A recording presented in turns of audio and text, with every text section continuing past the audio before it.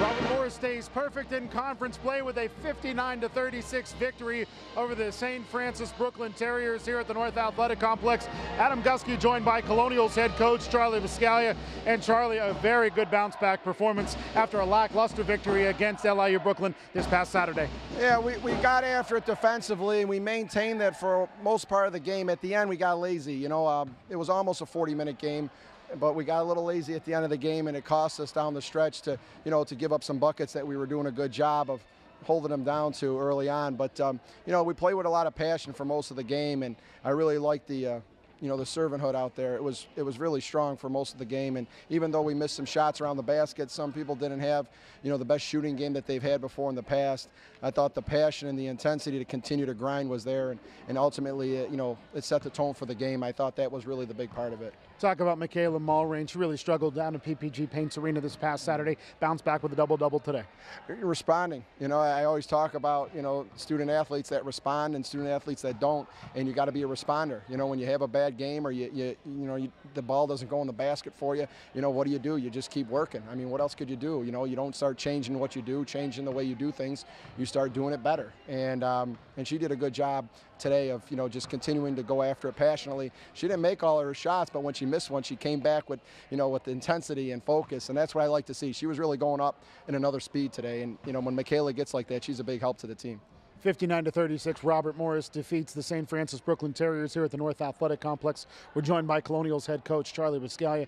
Charlie, let's talk about Nadege Pluvios, who came off the bench today and really made her presence known. Oh, she did a great job to continue to go in there and crash and be around the basket at all times, jumping up, getting rebounds. She played the game with a fast speed today, attacking the glass and things like that. And I really like to see her run the floor like that. She has an ability to run the floor. Seeing her get down the floor, that one pass was really low on her. I don't know how she came up with it and then finished it. So great job by her today of doing the things she's capable of, and she keeps working hard and just getting a little bit better at practice every day. She can go out there and give this for us. I really know she can, and she wants to. But today was a good step in the right direction with her. We saw early in the season Megan Callahan, some dominant offensive performances. She showed flashes of that today.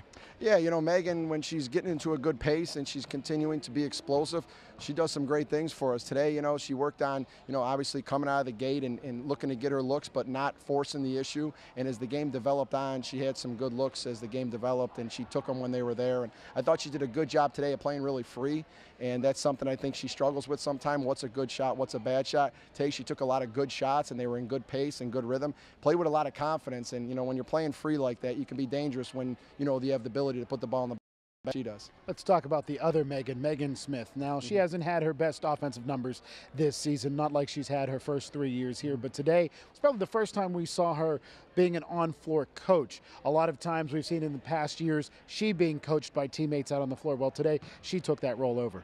Well, in society, we're so driven towards numbers, and we look at box scores and we think we don't have to watch a game. We can look at a box score and they'll tell the whole story. It was one of her better games. I mean, you look at the box score and say she struggled. She didn't struggle because her attitude the whole game was good. She was being a good leader on the floor, like you said. You noticed that, Adam, and that's right. I mean, it's noticeable when she's out there, controlling things on defensive end and offensive end. She was staying engaged to what we were doing, and, that's what we need. That's the kind of leadership you need. Everyone thinks a leader is built upon triple doubles and MVPs, and it's not. Leadership is upon consistency, a consistent attitude, whether you're shooting the ball well or you're not, whether you're getting a million shots or you're only getting a few. You stay engaged to what we need to do as a team, and that's what I'm proud of her for today. It was a good bounce-back performance with her today because she gave us 40 minutes of that. That's 40 minutes of that kind of attitude is what this team needs, and she continues with that. She's going to have her games where she fills up the box score, but we're not going to live on highs and lows. We're always going to be that consistent, strong leadership that we need.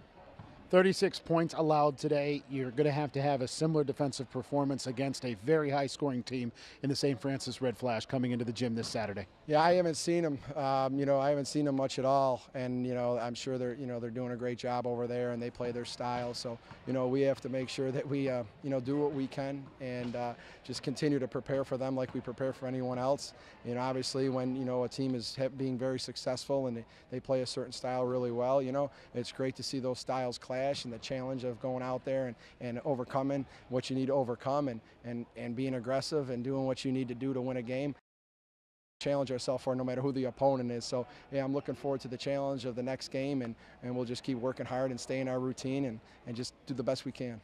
Charlie, congratulations on 4-0 in conference play. We'll talk to you again on Saturday. Thanks, Sam. Appreciate it.